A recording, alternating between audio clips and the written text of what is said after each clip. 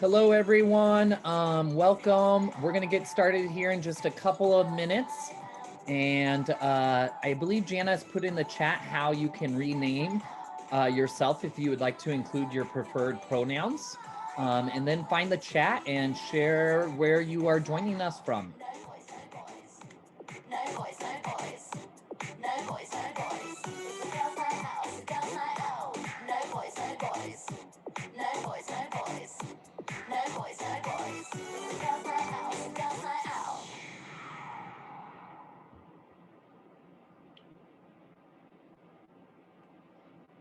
All right, I'm gonna stop our music there because it is 7:33, and welcome everyone to Building Bridges for America, our virtual book club.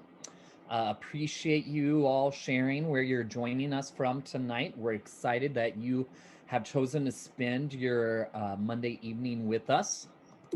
And so my name is Wes, and I'm part of the Building Bridges for America leadership team. And if you are new to us, Building Bridges, we're guided by the principles of servant leadership, where we are seeking to mobilize and empower relational grassroots organizers so that they can support campaigns and causes based in progressive values.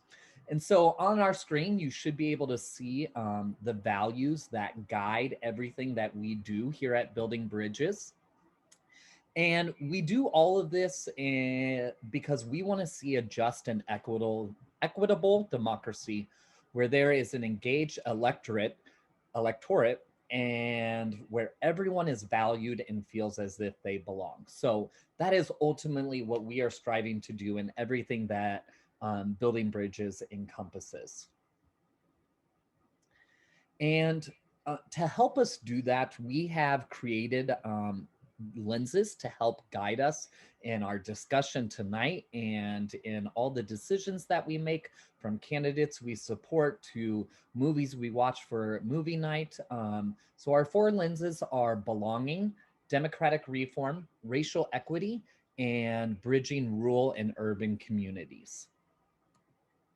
So again, welcome. If you haven't had the chance, feel free to rename yourself via the participants tab to share your preferred pronouns with us, and use the chat, as I know many of you have already done, to let us know where you're joining us from. And tonight this is week 2 of our Time Is Now by Stacey Abrams, but here are some of the past books that we have done. Amanda Littman, co-founder of Run for Something, Dr. George Lakoff, Don't Think of an Elephant. Dan Pfeiffer, co-host of Pod Save America, wrote a great book on how to save or how to make America a democracy again. And we did that by getting Joe Biden and Kamala Harris into the White House. Woo woo. And we also read Eitan Hirsch, Politics is for Power, and then Pete Buttigieg's book called Trust. So tonight we have just a few norms to help make sure that we all have an enjoyable evening. Please keep your mics muted. If you would like to contribute to our discussion this evening, make sure you use that raise hand feature or the chat. Just make sure you use it responsibly, as we want to make sure we hear from a multitude of voices this evening. As a heads up, you should see that this event is being recorded for promotional purposes. If you would like to, feel free to turn your camera off and also rename yourself if you so choose. And lastly, we just ask that you adhere to the values of respect, belonging, and joy as we go about our evening. If you are unsure how to raise your hand on Zoom, if you're joining us via computer or tablet, at the bottom of your screen, you should see your Zoom menu, if you will. Click that reactions button, and then the raise hand feature should pop up. Another way to do that is you're joining us via your phone. You're going to click the ellipsis button that says more at the bottom of your screen. Click that, and then you should see the raise hand feature. All right. And I think that is all I need to do for sharing tonight. So it's good to see everyone's faces now that I'm on the Zoom screen, not my Google Slide screen. So welcome, everyone. It's so good to see you. And tonight we are very fortunate to get started with a special guest. So we're going to do a Q&A forum where you will be able to participate as well. We got a few pre-planned questions, but we definitely want you all to share via the chat what questions you have for our guests. So to introduce our guest, a participant last week at book club shared an opportunity with us, and we jumped on that opportunity. And so one of our guests last week, his name is Michael. I'm going to mispronounce the last name, so I'm going to just say Dr. Mike. And Dr. Mike is the professor and program coordinator of political science at Prairie View A&M University, which is a historically Black college university located just outside of Houston, Texas. And he teaches courses in American government, international relations, Middle East politics, and the nonviolence movement of Gandhi and Dr. King. He's the author of a couple of books and articles on Dr. King and Gandhi, US foreign policy, and international relationships. And we're not sure if he's joking or not, but he loves to spend money foolishly and speak without thinking. So we are very pleased to have Dr. Mike with us, and I believe you're already unmuted. So go ahead. Hi, Wes, and thank you. And hello to everybody. And I'd like to acknowledge my wife, Connie, sitting next to me. And thank you for the introduction. That was a joke at the end there. Please know that. I'm really happy to introduce the guest speaker tonight, who's one of my students, one of our very best students. Miss Amari Times is a political science major with a minor in social and behavioral sciences at Prairie View. She's going to graduate this May. She's conducted lots of research regarding the Shelby versus Holder Supreme Court ruling, voter suppression, and voter turnout. She's conducted research with voting elections expert Stephen Ansolaber, I'm not sure I'm pronouncing his name correctly, who is a professor at Harvard University, where she did a summer research program last year. During her undergraduate career, she also has been a member of PVAMU's Prairie View's honors program, the National Society of Collegiate Scholars, and she served as a member of the student government as the Senator of International Students. Amari is a campus organizer for Deeds Not Words, a nonprofit organization advocating for accessible healthcare and racial and gender equity in Texas. And after she graduates from us in May, which I believe she is cum laude or summa cum laude, I can't remember which one. She's been accepted to and will be attending Rice University's PhD program in political science, where she's going to continue her work primarily on voter suppression and voter and electoral behavior. She didn't put this in her official bio, but I will also say that Amari is doing other research. She's one of the very few undergraduate students at the entire university who applied for and was hired to be a research assistant to a professor, in that case me, where she's right now doing research on the Bhagavad Gita, the Hindu holy book, and just war doctrine. That's a brand new research vein for her. It's not quite her area wheelhouse, but she's doing great work on that too. And I want to acknowledge her for that. But today she's going to talk about her work on voter suppression and Shelby v. Holder. So Amari and the rest of you, welcome. And it's on you now. It's to you now. Thank you. Well, we are so honored to have you join us tonight, Amore, and we just thank you for the work that you have done and being willing to take some time to share that with us all as we journey through Stacey Abrams' book, Our Time Is Now. And so I just wanted to start off by asking you, why that passion for looking into voter suppression and advocating for voter rights for all Americans?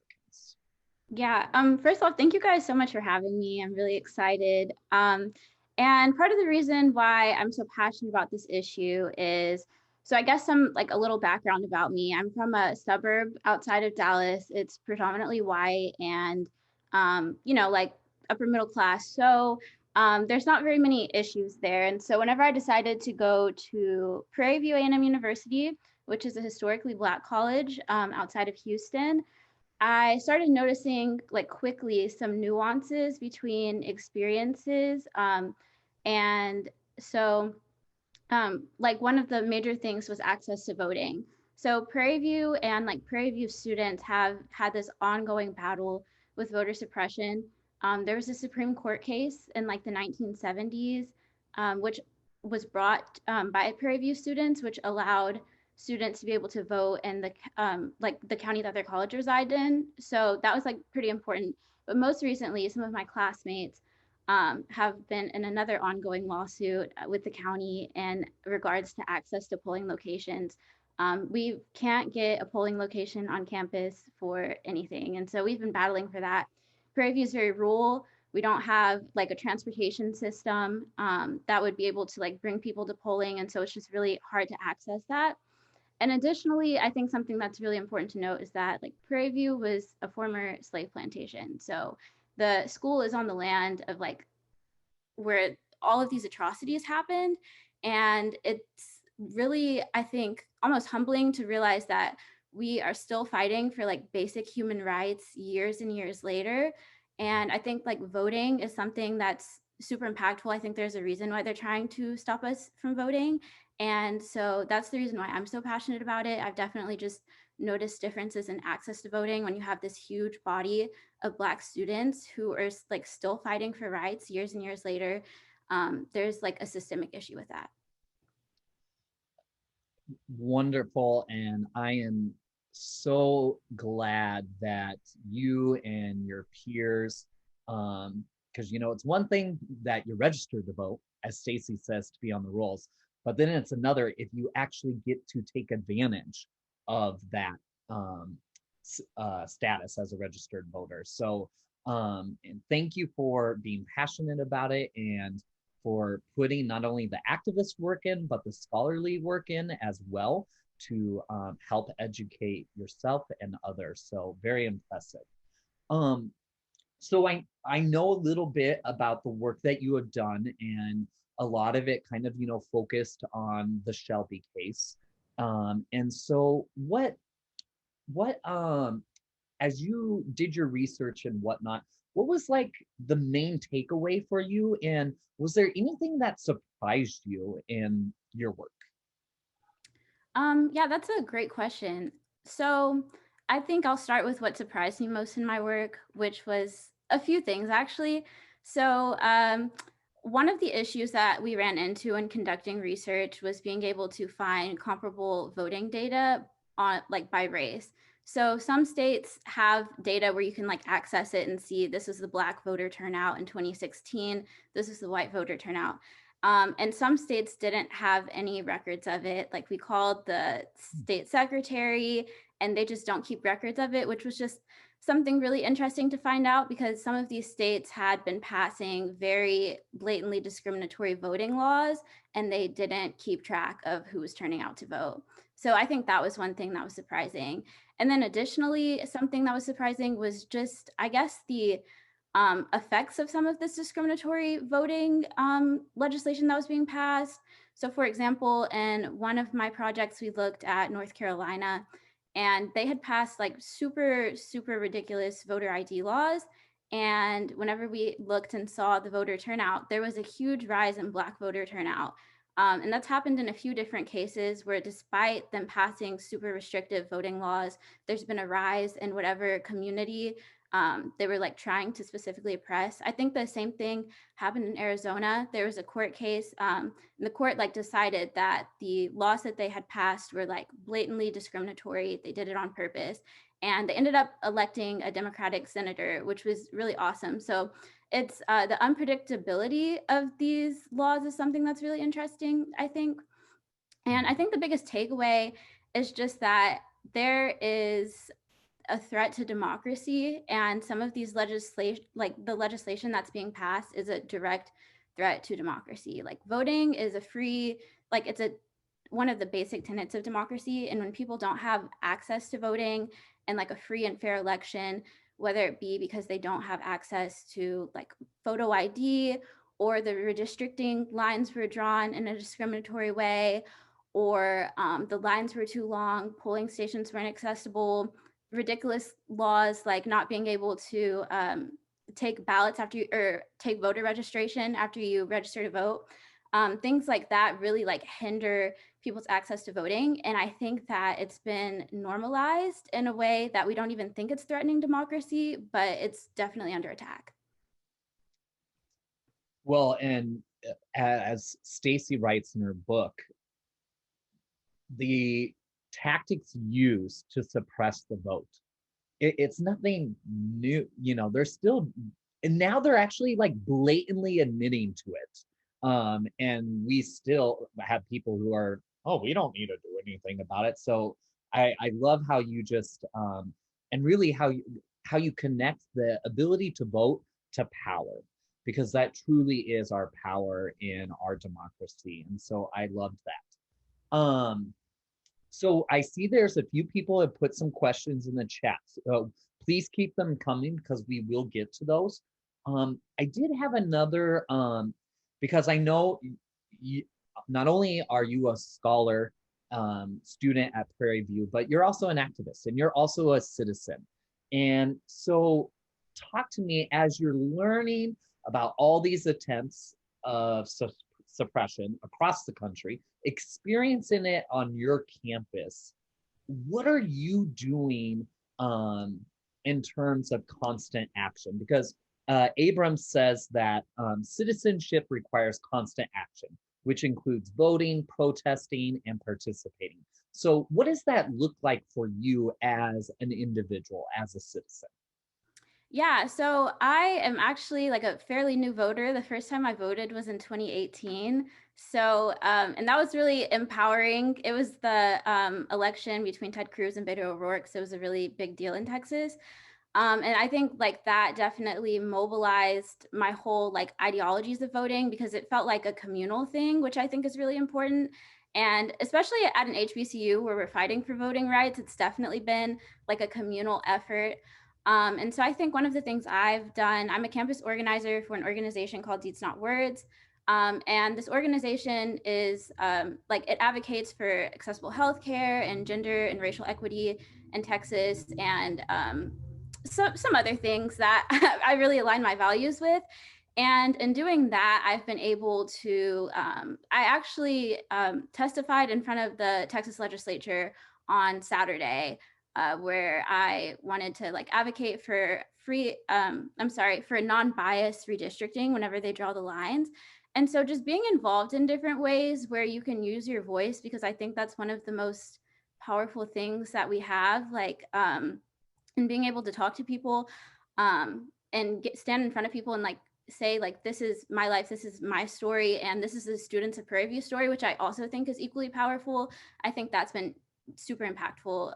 Also just like aiding and registering students to vote and hosting different informational things. I think knowledge is power, and so it's really important that we emphasize that it's important to vote. I think sometimes people don't think voting is that important. It's discouraging often whenever you go out and things don't go in a way that's fair to you or your humanity.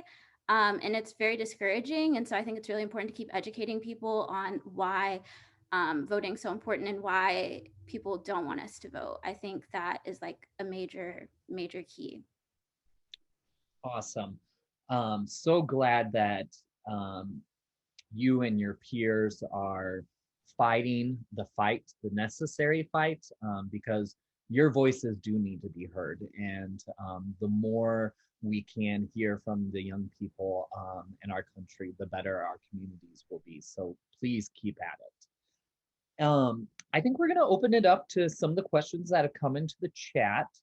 And I think Jamel had the first question.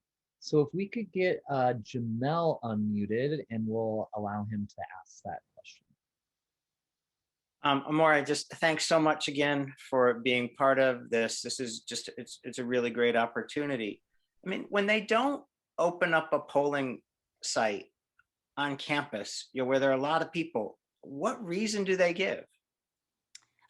Yeah, so I think part of the reason why they say they don't do that is to make it more accessible to the entire community. They've typically moved the polling site from off campus to a community center. that is near campus. But I will say, like I said, we live in a very rural area. And so even though things like seem accessible, we have first generation college students, low income students who just like don't have access to being transported over there. We don't have a transportation system that works properly. And so it's just something that it hinders us. And there's no reason why we shouldn't have a polling place on campus. But yeah, that's the excuse they give. And I think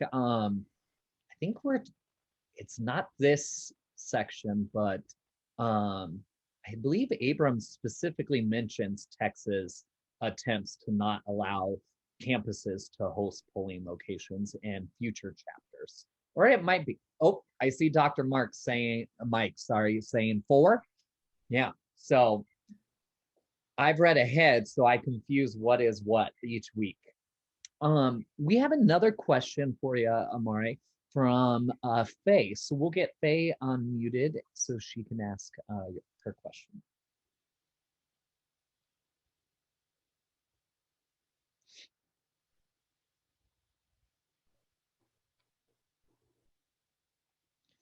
And you might notice that I think Jana is working on getting folks unmuted, and it looks like Faye's ready to go. Here we go. Hello, Ms. Times. Thank you so much for all your work. My question is, do you really believe we're in a democracy? Oh, that's a really great question. And thank you. That's a wonderful question. I remember, I think Jimmy Carter had an interview with Oprah, and he said he wouldn't be able to win in this climate because this is an oligarchy. And I know oligarchies are, I don't know, a lot more technical than what this is. But I think that our democracy is at threat. And not just I think that, I think a lot of other countries think that as well. But our sense of American exceptionalism, we're like the democracy. I think democracy is definitely being threatened. I'm not sure if we could really we have backslided a lot. And so if we're looking at like what's happened in the last 4 years, I'm not sure if we could consider what happened in the last 4 years democratic. Okay, because my concern was, if we've always had voter suppression, then how do we have an authentic, true democracy if everyone hasn't had the opportunity to have a free and fair election in their given states or counties? I think that is an amazing point. And I completely agree. Voter suppression's always been something that's really prevalent. I think after the Shelby ruling, it definitely took it revved up and became a lot more prevalent again. And so, yeah, I'm not sure if we've ever been an official democracy, but I think because we are the ones who are always measuring what's democratic, it's a little biased. That's a good point of and you use that term, American exceptionalism. We love to pump our chest a lot without always looking at our sins and our errors. So well said by you and Faye. Thank you. It looks like Mimi has a question, so we'll get Mimi unmuted. Thank you for all of your work, especially with accessibility in healthcare and polling locations. As you can see, I am a wheelchair user myself. And one of the reasons that I originally moved to South Bend was accessibility, because in my hometown, Bedford, there was very little accessibility, especially in healthcare and polling locations, because I literally could not get into my polling location. And so my question is, where do you see accessibility in healthcare and polling locations catching up where we are now in our time? Like, especially with the work that disability advocates like myself do in the community, always speaking up. And like, I can tell this is, I very rarely get weighed at the doctor's office because there are no wheelchair scales. And I've only been weighed twice in my manual chair, and I have not been weighed at all in my power chair. So that is my daily frustration, is they ask me how much I weigh. and I don't know. I just go by how my clothes fit. Go ahead. Oh, that is, oh, thank you for sharing. That's actually really, that makes me really sad that we don't have accessibility in healthcare, specifically for disabled people. And so thank you for advocating. And I think one thing that I'm very excited about is that most of my generation has very inclusive politics. And I think we're really starting to acknowledge the ways in which we're privileged, even if we are disadvantaged, and being able to advocate in that way. And so I do hope in the future and in the trajectory that we're going, that we'll be able to have more accessible everything for people, as long as people definitely adopt the inclusivity. And so, yeah, I think it's really important that we always take a step back and realize our privileges. I would have never thought about not being able to weigh myself. And it's like we need people to speak on their experiences and their realities so that we can really make improvements. And so thank you for sharing. I think that's really important. Yeah, thank you for your answer. And that's why with bridges, belonging is part of our lens, because there is so much work we have to do. And as Amore, you said, not only having people speak up, but being comfortable enough to want to speak out and share their experiences. And so I just thank you, Mimi. I thank you, Amore, for being willing to speak out and let your voice be heard so that change can occur.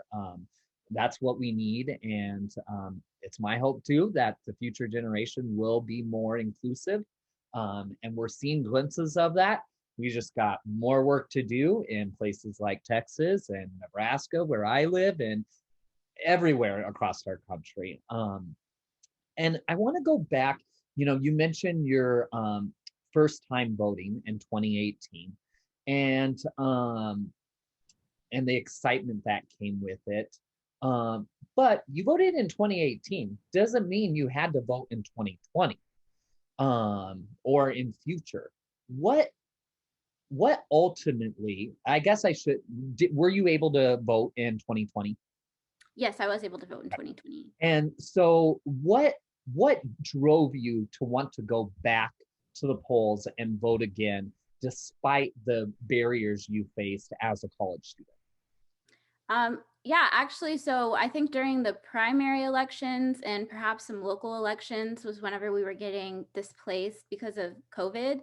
And so I think I actually had trouble accessing the polls. I eventually voted, but it was like I had to put in a lot of extra effort. But I think my driving force is voting is whenever I think about the people who literally gave up their lives for us to be able to have this privilege. And I think that really pushes me to, despite having to go through different obstacles, vote. And I know that it's not as accessible to people. I think that whenever I say that, sometimes it's like, okay, people don't have the access to vote, and I completely understand that. I think it's whenever people sit in their privilege and blatantly don't acknowledge that they do have access to vote and don't think that politics affects them.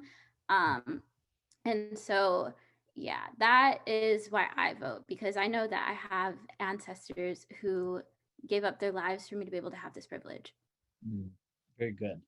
And so, you did mention that, there were some difficulties and whatnot. Can you just speak to those and just the extra work that you had? Just give us a picture, because we found out last week we're all over the country and everyone has different experiences, regardless of our identities. And so speak to what those challenges were for you and how you overcame those. Yeah, so I'm registered to vote in Prairie View, and I think I was at home whenever the elections came around. So I requested an absentee ballot, but in Texas they weren't allowing absentee ballots unless you had a valid excuse, which included a sickness or a disability, or I can't think of something else, but none of those applied to me. And so I couldn't send in a ballot even though I wasn't there. So I had to go back to school.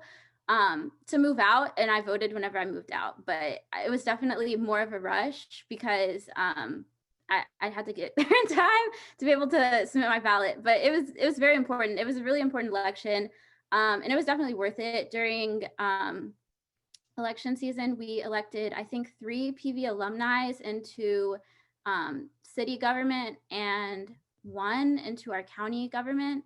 So it was worth it, but it was a lot of work.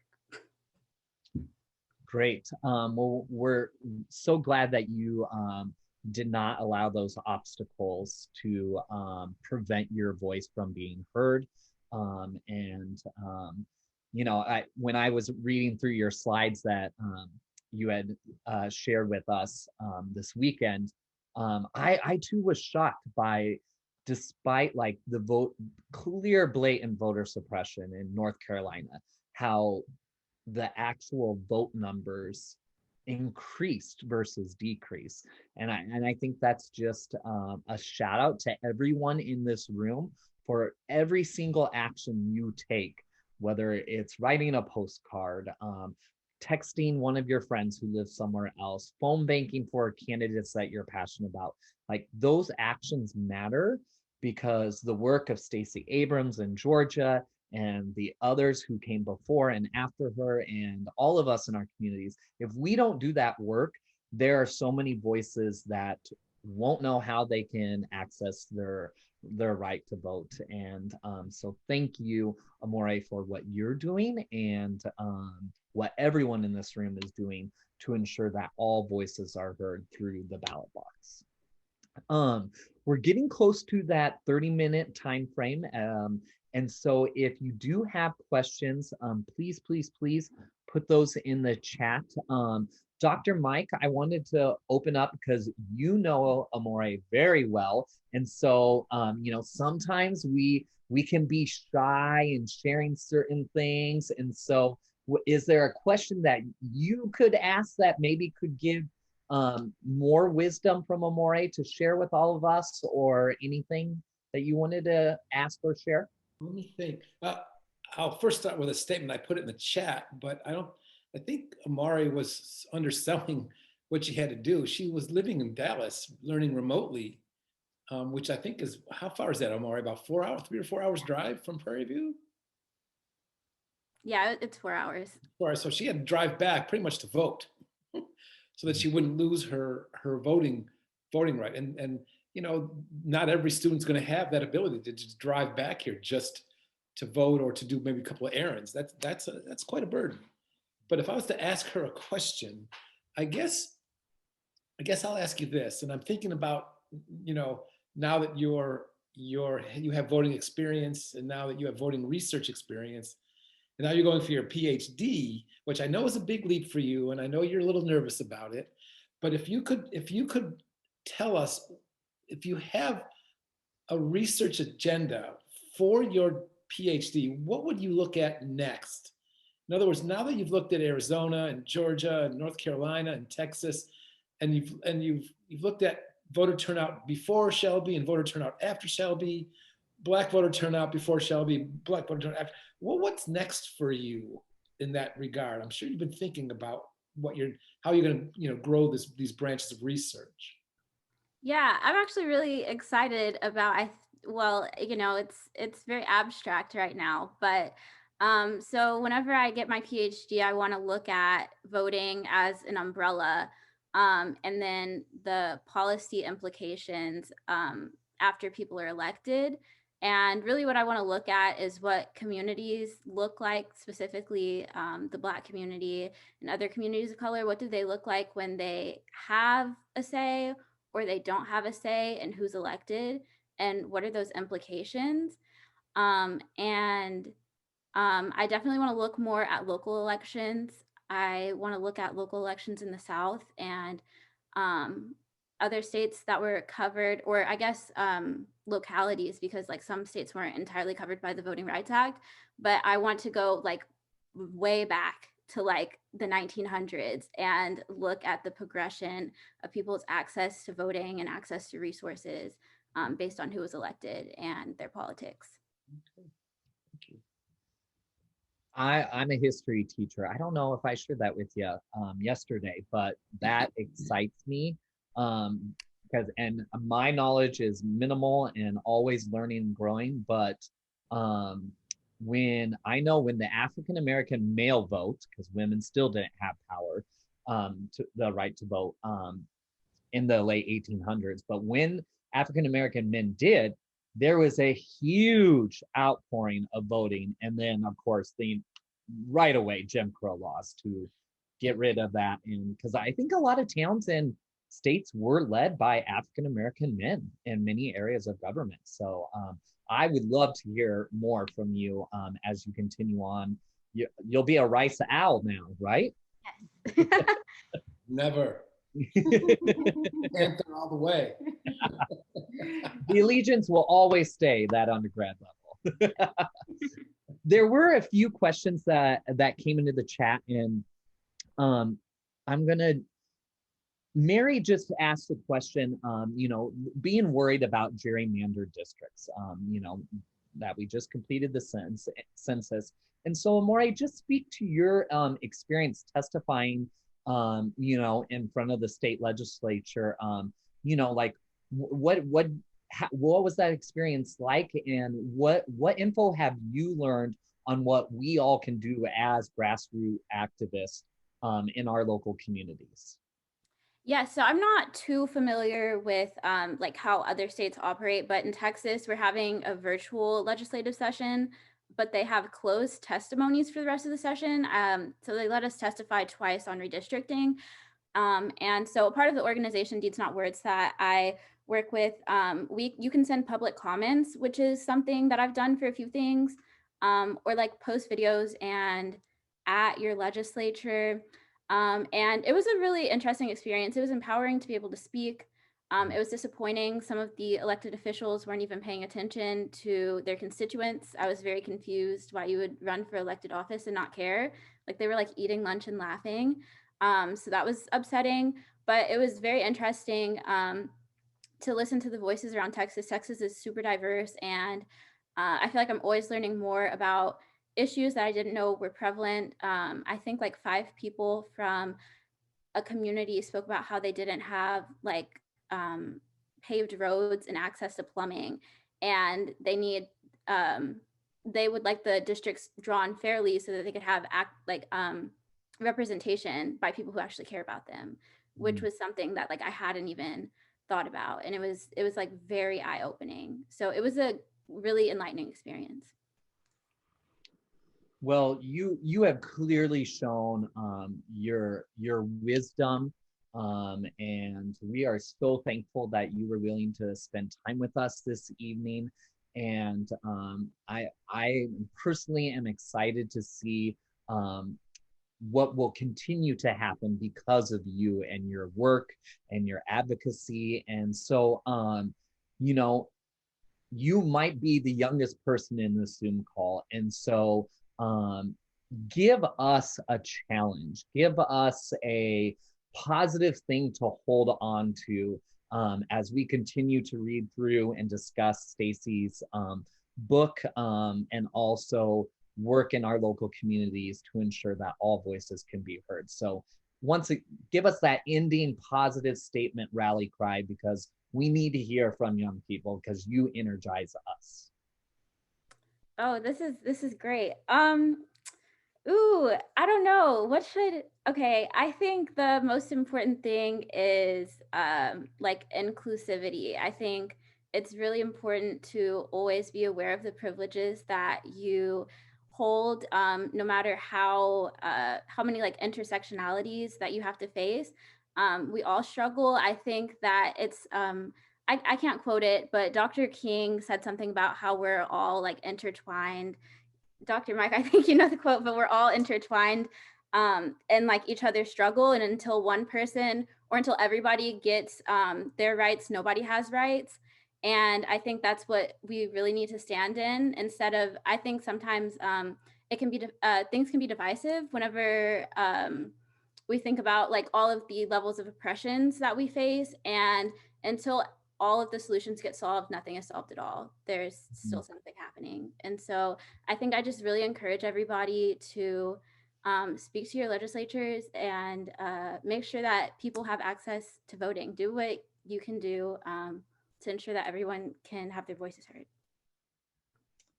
Well, thank you so much. We appreciate it. And if you have time in your busy life as a scholar and a college student, you're welcome to stick around with us. But if you need to go, we certainly understand. So once again, thank you, Amore. We really appreciate it. Thank you guys so much for having me. This is amazing. And I will tell you, if I didn't tell you, we will all crop this into a YouTube friendly video, and I'll make sure you have a copy of that link as well. Okay. Awesome. Thank you. Thank you guys so much. Thank you. What a start. And Dr. Mike, thank you so much for connecting Amore with us and being able to hear from her wisdom on her research and her work as an activist on her campus. And so we are going to transition into our breakout rooms. And before we do that, I totally got off schedule. I would love for you to meet the people that help make all this possible. And so Jamel, let's get started with you. And then we'll hear from Jana real quick. And then we have a substitute special co-host with us tonight, Christy. Go ahead, Jamel. Hi, everybody. I'm Jamel, and I'm in Northern Virginia. And this is my wife, Jeannie. And this is, though she's been a listener to the book club for a while, this is her first official appearance. So just really glad to see everybody here tonight. Hi, and I'm Jana. I am in Nebraska with Wes, just about, just 45 minutes down the road from him. And we've known each other for a couple years now. He found me when we were getting interested in supporting candidates in the primary and the presidential election. And then we just got involved with the Building Bridges group together from its beginning and it's been fun. And so glad everyone joined us tonight. Happy to see you. Thanks, Jana. And then Christy. Hi, I'm just stepping in for today. I'm out of Northern Virginia, and I helped in the beginning of the start of Building Bridges, and I am pretty new to politics, so this is all very interesting. And I only started really getting involved maybe 2 or 3 years ago when I just got fed up and couldn't ignore it anymore. And this book club and a lot of the actions that we do in Building Bridges really reinforce the idea that for our country to get better, I had to take ownership of my own political power and for people to do so too. So this is just another step. Well, thank you for taking that step. Christy sells herself short all the time. She is the reason why Building Bridges exist. And so thank you, Christy, for forming this community and giving us this space to dialogue and learn from one another. Truly appreciate it. I believe Jana will be posting into our chat our discussion guide here in just a few seconds. And so feel free to click on that link if you would like to visually follow along with us tonight through our discussion. And before we get into breakout rooms, we are going to just do a quick question or two as a whole group. And so we don't have the opportunity to hear from everyone this evening, but you can always pop your response in the chat. If you do want to share, feel free to use that raise hand feature under the reaction tab. So my first question tonight is very simple. Why are you here? Why did you decide to come to book club tonight?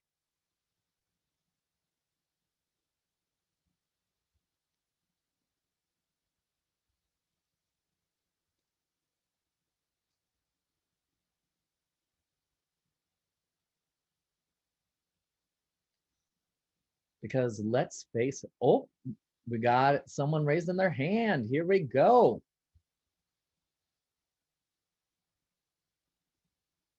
Mary, did you get the request to unmute? Yeah, there it goes. There it goes. Yay.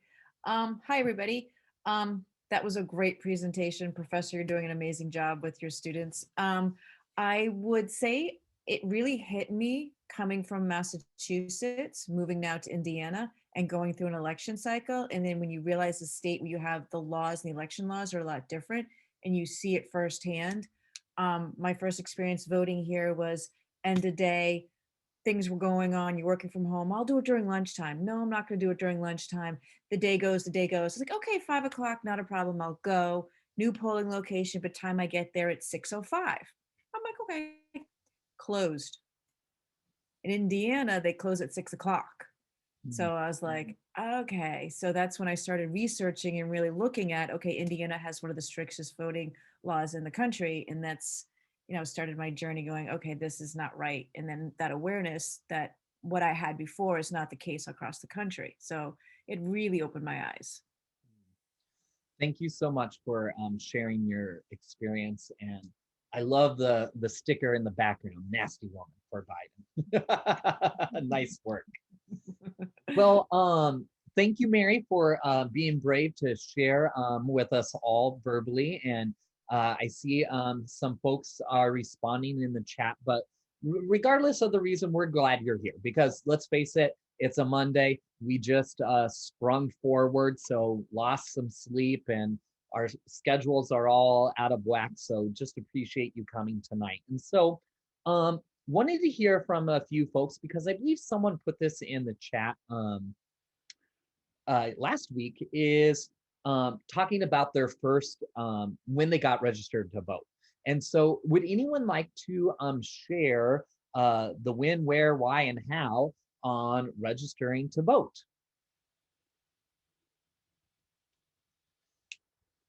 And don't be embarrassed where you're from because you know what? We need people in all states, red or blue. All right, Jordan. Oh, hi there. I'm from Kansas City, Missouri, but I moved out to Seward, Nebraska for college, for undergrad, and I've lived here since and now teach in Lincoln. And my first year of college was actually for the 2016 election. And so I had just moved out of Missouri and I just turned 18. I didn't know anything about what it took to vote. My parents weren't really involved with politics very much. So I didn't even know I had to register or apply for an absentee ballot. I didn't even know I had to register until it was too late. And I didn't know much about politics very much either. I was just starting to really listen and try to figure things out a little bit, but like so much was happening in my transition of life, I wasn't aware. And so when like after the 2016 election, I was just so many emotions, like all of us were feeling. And it was just piled on by the fact that I didn't use my right to vote because I feel like I wasn't equipped with that knowledge to figure out how. So I was really even more upset about that. So that's when, by the 2018 elections, that's when I really started to figure out, okay, so midterms, it's not just the presidential elections, I can also vote midterms and local and municipal races. And so that's when I started to try to figure it out more. And that's when I really started to listen and I got registered in Nebraska. I didn't even want to deal with the absentee stuff. I just got registered in Nebraska to make it simple. That's where I was living. That's where I wanted to keep it. And then I realized how it was talking to my mom. Like I tried to talk to her about how to make sure she was voting. And with COVID and stuff, I realized that Missouri had more restrictive things as far as early voting and absentee ballots. And so it's been really interesting just to learn more about voting and that process in this time, since I felt like I was not knowledgeable enough.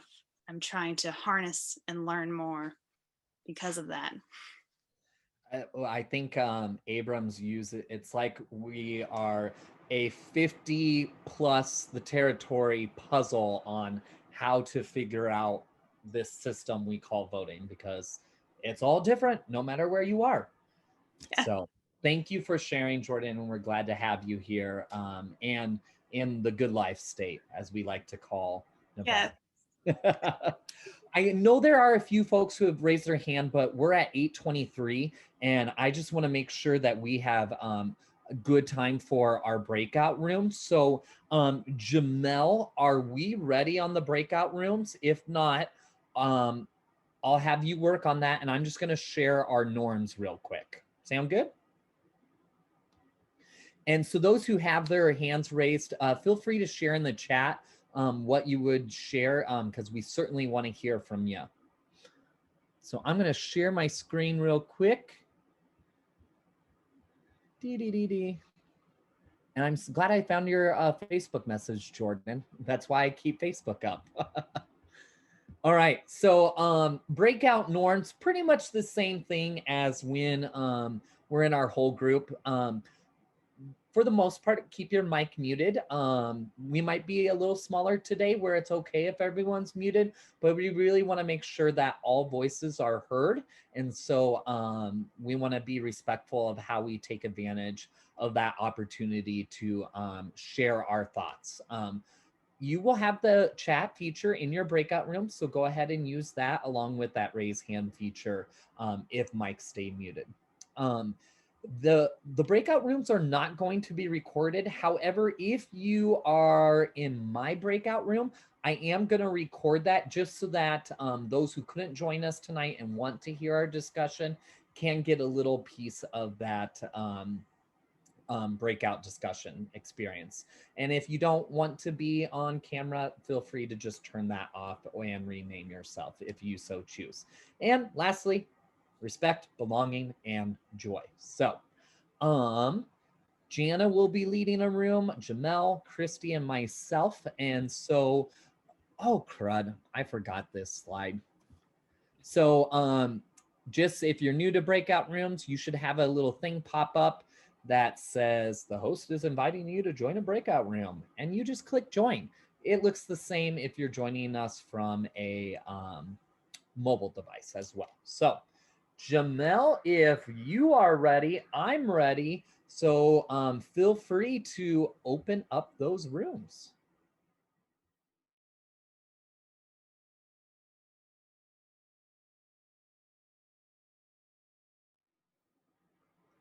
All right.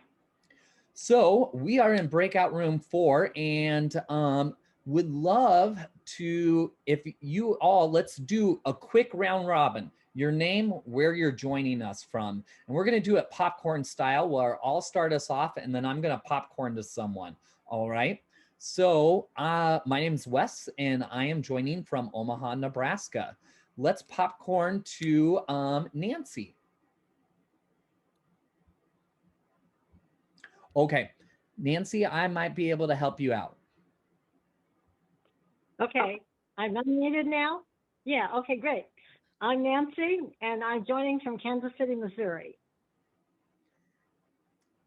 Thank you, Nancy. And let's go to Lisa. Hey there, everybody. My name's Lisa, and I am from Atlanta, Georgia.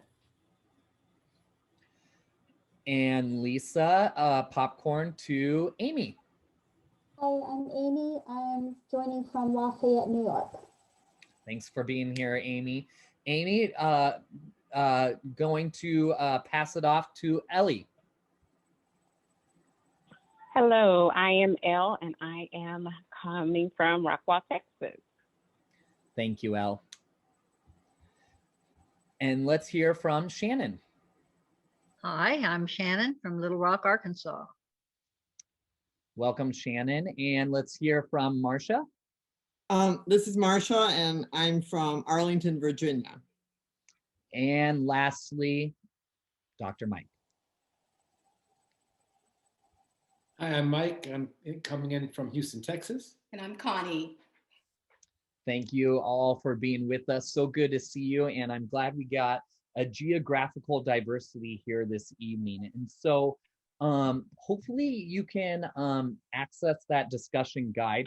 But our first question here tonight is, so in chapter 3 and chapter 4, Abrams shares difficulties people went through when it was coming to actually being able to vote. So some of those difficulties are changing in polling locations, issues with absentee voting, being purged from the rolls, having to show ID,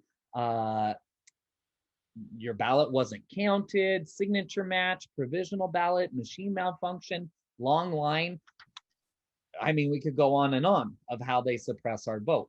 Has anyone ever been registered, tried to actually go and vote, but ran into a difficulty? Would anyone have one of those experiences and would like to share about that?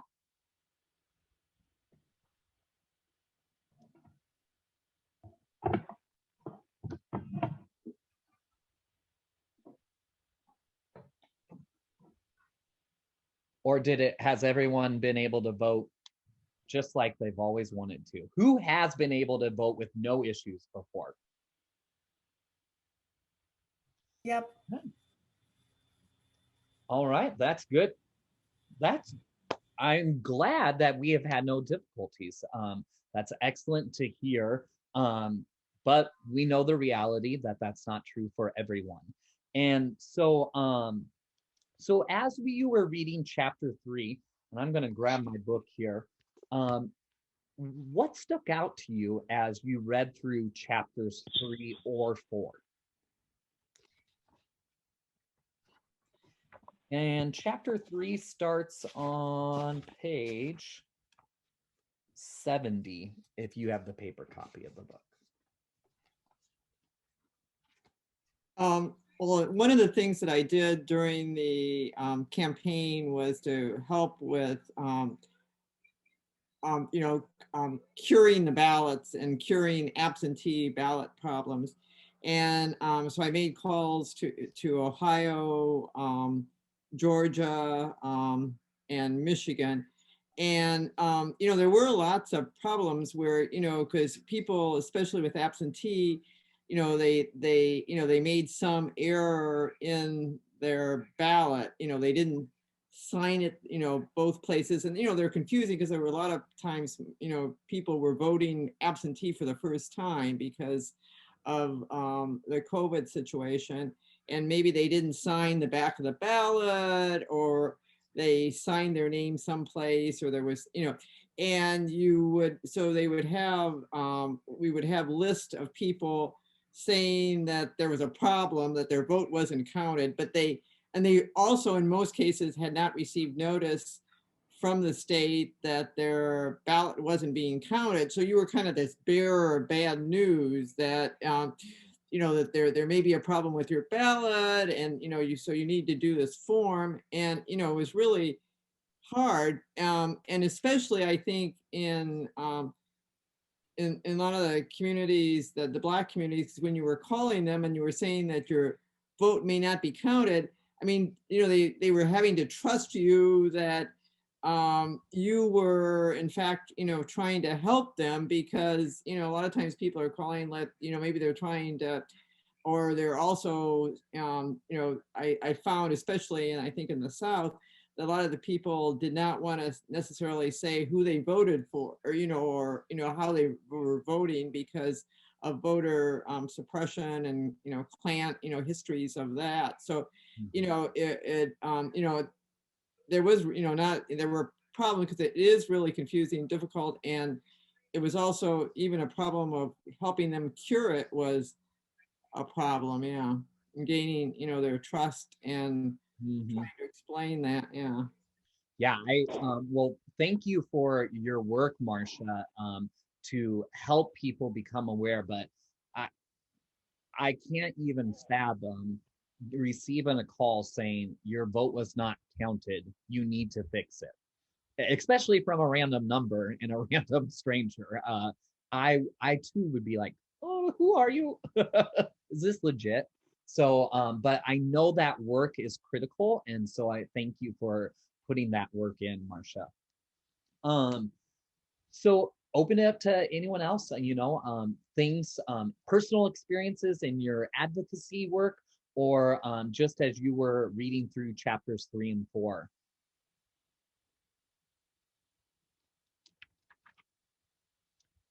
Go ahead, Shannon. Hi, I was just reacting to what she was talking about, thinking about my voting experience this time in Little Rock, Arkansas. We had no excuse absentee voting for the first time in 2020 because of COVID. And they had a website that we could go to and track our votes. So we were sure it got counted, got sure that it was received, and sure that it was okay. And that sort of takes care of the kind of situation she's talking about and you're talking about, where you might be reluctant to deal with someone on the phone that just calls you. But if you're able to monitor it yourself, it gives you a lot of confidence. Very good. I know I can say I voted it by absentee, and Nebraska has a way to track if it's been received and when it's been counted. I do know Colorado is always kind of that state that's like up there for their voting rights and accessibility. And you automatically get signed up for all that verification when you request well, they do all vote by mail. So you automatically get that service from the government without even having to sign up or go to a website. So that's cool to hear. And I'm glad Arkansas allowed people to vote with no excuse by absentee. And I'm hopeful that they'll continue to allow that in your state. We hope so too. One of the problems that, because a lot of these other states did have tracking situations too, but the problem is that the people we were calling, they usually only had landlines. They didn't have cells because they had more limited income, and they also didn't have reliable computer access, either because they didn't have a computer or because they lived in rural areas where broadband was. So I mean, those systems are great, but they sort of don't reach everybody. Mm-hmm. Well, and like Amore said, inclusivity, inclusion, and really having a system of government where all are included and able to participate. We have a lot of work to do across our communities. So in chapter 3, it was that whole access to the ballot. And then in chapter 4, ballot counting. And one thing that stuck out to me is the Quitman 10+2, and how Abrams shared about that experience, and shortly after said, if a voter has survived the gauntlet of challenges to staying on the rolls, the next issue is the ability to access a ballot and vote. And for me, hearing their story, it was just like, you can get the right to vote, be registered, but there are so many more barriers that I really wasn't aware of. So that was a big eye opener for me.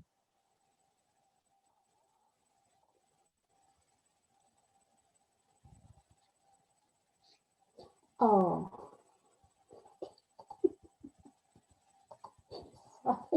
You're good, Amy. Go ahead. I just realized that I've been clapping instead of raising my hand. Thank you, Michael.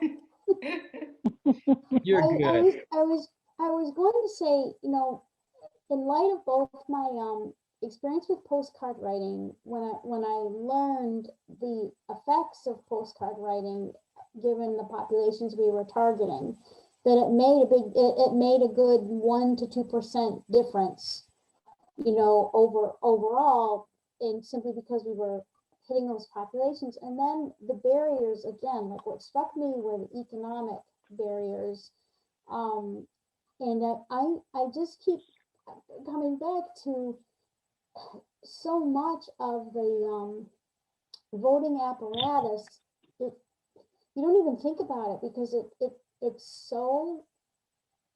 seems to be set up, and you don't realize how much of it is just prefaced by that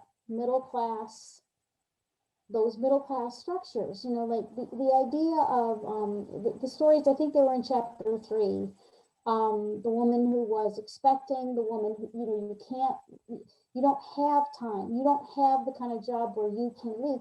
I always wondered, I don't understand why we don't have voting. I mean, our election day is not a national holiday. I mean, why can't, or paid?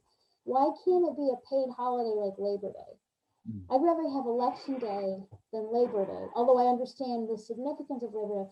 But as I read more of Stacey Abrams, I cannot help, I can't dismantle the white middle class structures that are just, it's so ingrained.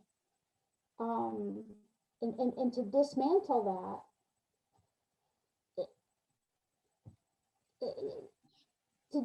that, is, I think, a huge challenge. You nailed it. I'm looking at Wes's comment, and thank you, whoever told me. Thanks. It was a great project. Christy got me involved in the postcard project. Good deal. Yeah. I'm a teacher, so if I had to go and vote, and what if I got to a polling place where I had to wait in line? What are they gonna do? Call a sub? Yeah. You're not going to lose your job during COVID. There's just so much of it that's entrenched in white middle class values. And I think that's why those of us who have any problems voting, I mean, just driving to the polling place, getting a right, I mean, that's what. That's what really gets to me the more I read Stacey Abrams. Thank you for sharing. Well, some other questions that we had, and we're a small group here, so you can raise your hand, but I see Dr. All right, here we go. Please, Mike, just Mike. I just wanted to speak to the anxiety. I have not had problems voting. But we do live in a middle class, predominantly white, very Republican leaning area of Harris County. And even though Harris County gets a lot of voter suppression happening because there are a lot of people in the actual city of Houston, there is this anxiety that I get when I go. And then once I go to the poll, I realize, oh, I'm in Cyprus, but you have this anxiety as an African-American going to the polls, you just have this anxiety already. So it's always like, I'm pleasantly surprised, but then I have to remind myself, that I have cousins and relatives in other parts of Harris County, and they're having to wait in line, or they're having to make sure that they vote early, so they're not going to have to deal with that during, the actual election day. Thank you for sharing that truth. And a question, I guess, in Texas, individuals choosing to vote absentee so they don't have to deal with that anxiety and what if situations. Does Texas have a way to verify that your vote is counted? Well, this last election, we were able to, because everyone was just really on pins and needles, between COVID and everything that was happening in the city. And one thing that I have to say, it does matter at the local level, because it was local people who have been elected during the midterms who really stepped up to have the drive-through voting and all of that, everything to combat voter suppression and to make sure that the votes were being counted and people were safe. A lot of that was the result of people who were elected during the midterm. So the local elections matter, and they're very important because they really make a difference in having the power at the polls and just having your rights being honored on election day. But for this past election, I know that there was something where you could actually look to see if your vote had been counted. And of course, within communities where you're subject to suppression, that goes around quite a bit. And everybody's like, make sure your vote's counted, and everyone's, making sure that they voted. So, and I'll be honest, even though I'm not allowed to, I literally took a picture of my ballot. So.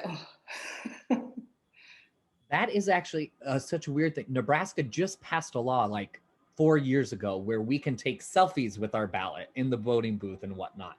So it seems like a small thing, but if you have been suppressed or lack that trust for many legit reasons, whew, like. I think Amari in her research has kind of uncovered a positive unintended consequence of the voter suppression policies, because in some of the states that she researched, she actually found no statistically significant difference in voter turnout between blacks and whites in, I forget which state it was, she did about 6 of them. But she attributed that to the increased activism of blue-leaning voters and voters of color to fight for and to struggle through those obstacles to get their voice heard. So the only speculation then you have is what would have been the voter turnout without those suppression tactics. If it was about equal with the tactics, it would probably have been significantly higher than white folks without those tactics. That to me is a finding. I would say one thing about the book. I don't do much activism like you guys do, so it's really nice to be a part of this, to hear what happens at the grassroots level. But I was struck by her own personal story about when she went to vote for herself for governor, and they said that she had already voted by absentee. And she did a great job of laying out the kind of tactic that's used, but also pointing out that she, this powerful, educated, knowledgeable person with media behind her and support behind her, could cut through that bureaucracy and get her vote counted. What must that be like for the average American voter who's got to pick up the kids from soccer practice, who's got to get dinner on the table, who's got to do all these things? They had time for fussing with that.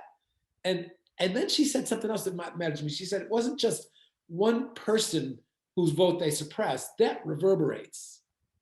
And it gives people a disincentive to even bother trying when all these obstacles make. So really have to, it's like a constant, never-ending struggle, like a kidney, always having to work to keep the blood clean. You can never stop, and that's the message I got from her from, I think it was chapter 3 or 4.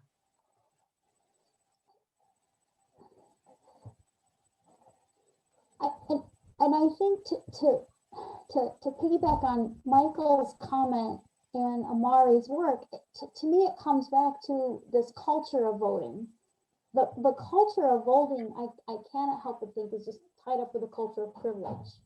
And if we could just undo some of that culture, it's okay, civic duty, yes, I get that, but so much of it to me is also a suggestive of status, and it's not as open. And again, I don't understand why, like I know in New York State there were rules, employers had to allow time for voting and not punish an employee, but it just seems to me that we can go deeper than that. But I think the culture of voting is still tied up with the culture of status, and the architecture of voting is still too, and I guess I'd like to look at other countries. We do tend to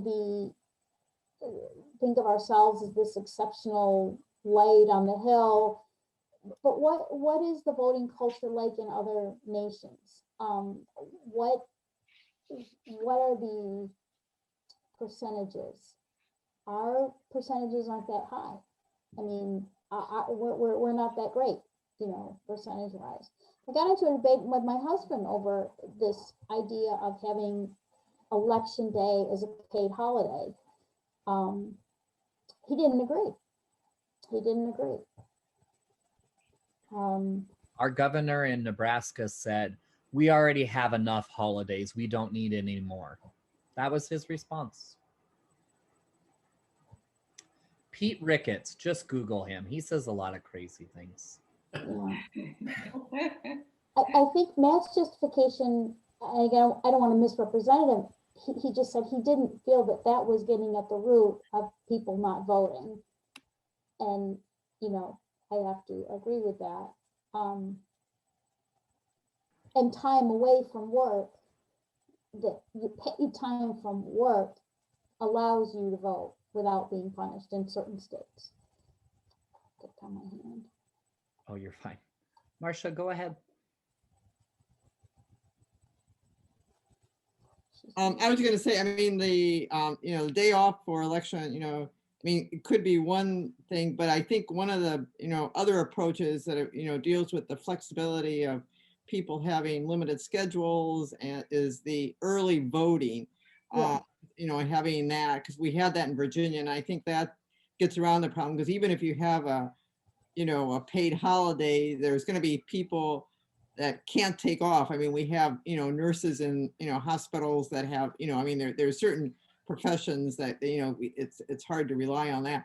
So I think that, maybe the better approach, you could still, not necessarily, it's just making sure that, we have those early voting things. I think that, and also, including weekends and Sunday, that would be, because that's what we had in Virginia, is they had early voting, and then they opened it up. I mean, it was almost like 2 months of early voting, but we also had towards the end then that it was available on Saturday and Sunday. And I think, that's, because that makes it,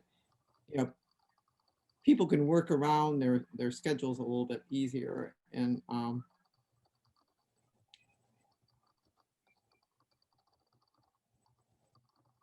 I agree. You're muted. Oh, you think the teacher who does virtual learning would know that by now. Thank you. But, Abrams lays out tons of ways that, we can fix it, whether it's making Election Day a holiday through, as Marcia talked about, expanding early voting and making sure that dates and times represent all work for all individuals. But I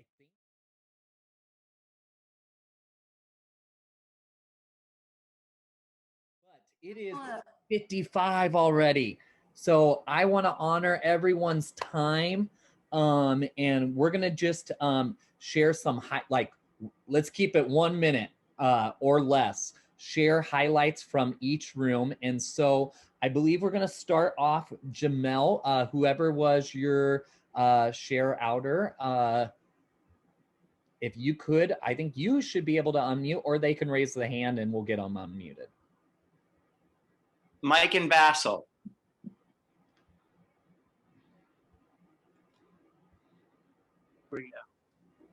All right, so we had a really good discussion. First of all, it was a fantastic group, so I just want to thank the people who are in the group with us. We had a really good discussion about whether people have had issues voting, and one of our participants was talking about it wasn't a racial issue, it was a kind of bureaucratic technical issue, having to have, arranging for her daughter's absentee ballot from college and having the signature rejected 3 times on the application for the ballot, and just having to be absolutely dogged and how nerve-wracking that was. We had one of our African-American participants, she was explaining, the experience of being purged from the voter rolls and then contesting that and really following up and, following through with a provisional vote ballot and getting it cured. And then, and we had discussions about that. And then it kind of moved into sort of a larger, and obviously I'm not African-American, so it's hard for me to paraphrase this, but it's sort of, voting being a defensive measure. That's the best way. I think that was the best sentence to summarize it. Just of a way to secure rights that you may not feel like you're enjoying right now, but that you want your kids to enjoy and the next generations to enjoy. And that was very moving and prophetic to hear that. And then the feeling that the struggle itself is a way for, and I think this applies across all groups, but obviously for African Americans, it has a historic resonance of connecting with your ancestors, connecting with their struggles in the past. So, and then we finally had a discussion of, okay, when all these negative things are happening and someone raised like, reading the book and feeling depressed, and it's like, do we feel hopeful? And everybody else in the room came back and said, yeah, no, we feel hopeful that we moved mountains, that we had 81.3 million people in the middle of a pandemic come out and vote and overcome all the suppression and put Joe Biden in office and put in a Democratic majority in the Senate. So, it was a really good discussion. It was, themes of, how facing these obstacles, all of us, and then moving together forward in hope and persistence. Thank you, Basil, for sharing, and glad to hear folks have not lost hope. There is a lot of work to do, but we can do it, and we did do it in 2020. All right, group 2, Jana, your group. Yep, we have Jordan, who volunteered, and we volunteered her. Voluntold. Hi there. We started off talking about just the difference in states, and we were kind of building off the conversation with Amore and how it's just it's just almost ridiculous how, like, yes, we're all for state rights, but how different rules and accessibility are kind of similar to the vaccinations, how it's like a survival time of the fittest almost, of just or some weird Hunger Games situation of depending on where you are, the accessibility of everything. And that even went into like ballot curing and how some states don't even offer that, and or like even the difference in ballot curing and how sometimes, like, if your signature doesn't match, that's even rare. If you do get a call, sometimes your ballot's just thrown out completely without you even knowing.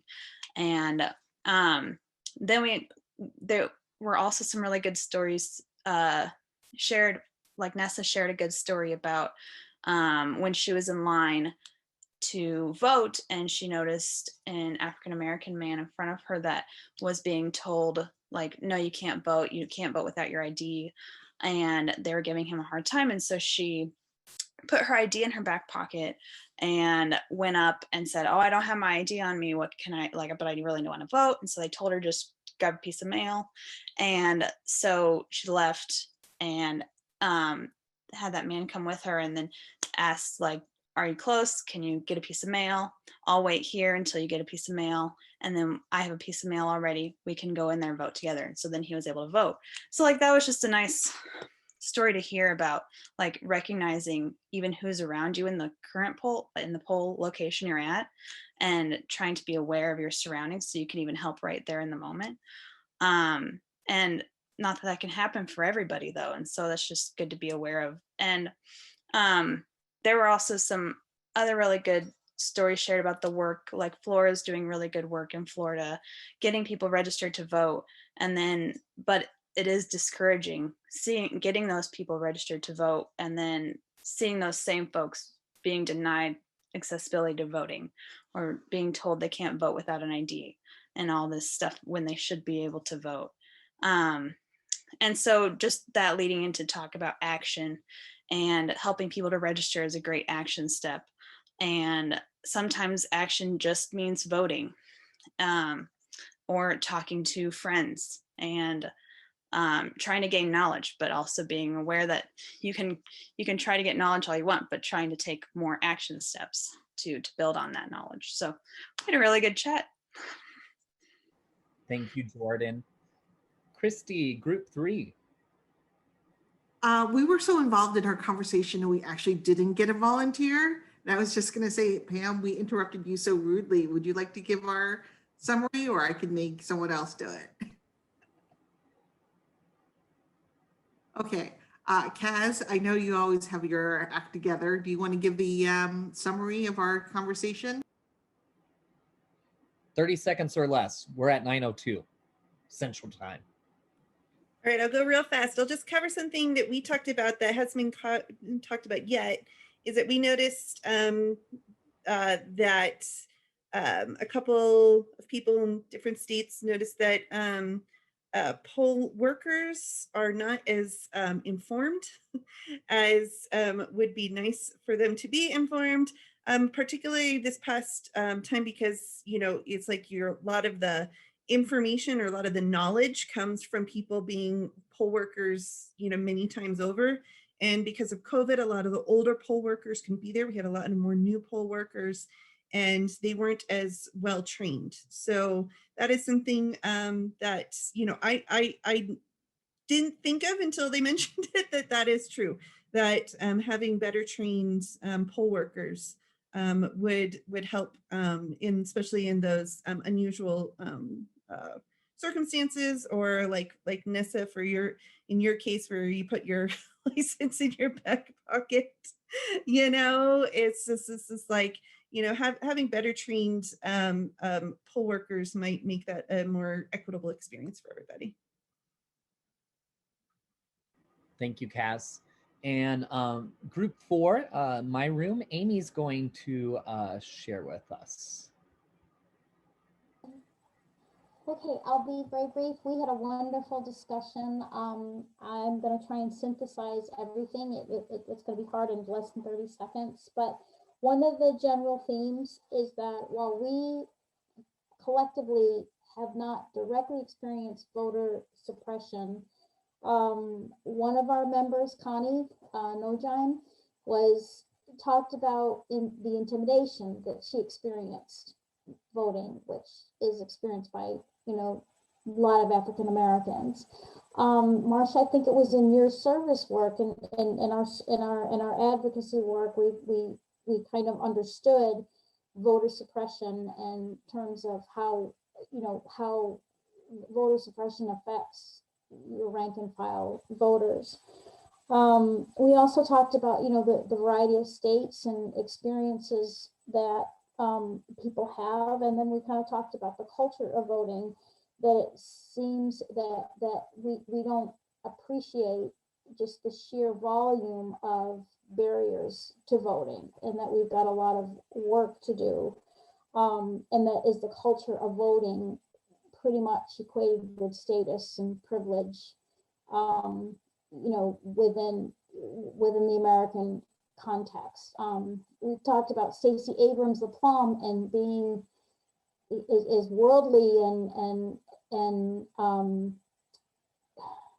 competent as she is, and then being questioned herself, you know, on her voter, and that kind of underscored just the sheer volume and the sheer nature of what has to be done.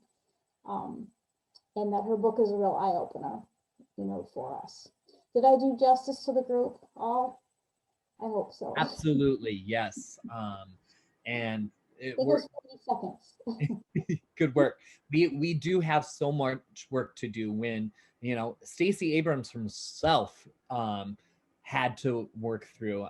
Just imagine what that is for just the average person who faces a obstacle like that. So tons of work to do, and that's why building bridges exist, because we know there's work to do, and just because we own the House and the Senate and the White House does not mean it's time to stop, because issues are happening in our communities. And as Amore said, you know, she wants to get involved and learn more locally, and we definitely need to do that. And so there's so many ways you can get involved with building bridges here.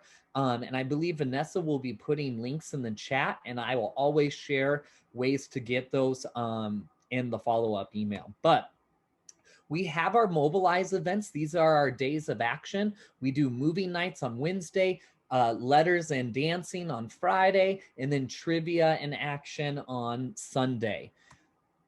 And we do it to support down ballot local candidates who are trying to make a difference in their local communities, whether it's running for mayor in Fort Collins, running for state assembly in Upper Wisconsin, or in Madison running for city council positions.